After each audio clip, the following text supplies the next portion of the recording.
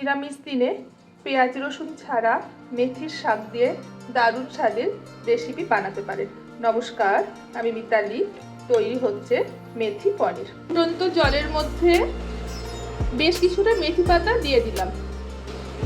2 minute রেখে দিয়ে পিষে নেব। মিক্সি জারের মধ্যে কাজু বাদাম, 1 চামচ চারমগজ, 1 চামচ তিল পিষে নেব। মেথির শাকের জল ছড়িয়ে নিয়েছি।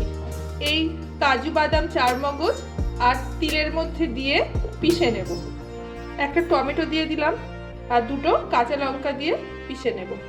কড়াইয়ের মধ্যে সাদা তেল আর বাটার দিয়ে দিয়েছি। নুন দিয়ে পনিরগুলো ভালো করে ভেজে নেব। পনিরটা ভেজে তুলে নিলাম। এবার কড়াইয়ের তেলে গোটা গরম মশলা দিয়ে দিলাম। এবার এই তেলের মধ্যে মশলার পেস্টটা দিয়ে দিলাম। এবার এটাকে ভালো করে কষিয়ে নেব। কাশ্মীরি লঙ্কা গুঁড়ো দিয়ে দিয়েছি, হলুদ দিলাম, 1/2 চামচ চিনি, স্বাদ অনুযায়ী নুন দিয়ে দিলাম, অল্প বাটারও দিয়ে দিলাম। পনিরটা দিয়ে ভালো করে কষিয়ে নেব আর 1/2 কাপ মতন দুধ দিয়ে দিলাম।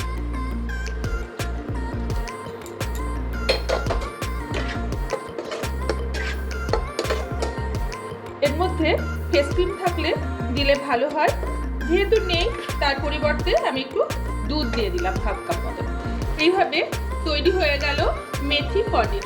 আপনারা ভালো থাকবেন আর কেমন হবে এই বানান এটা আমাকে জানাবেন।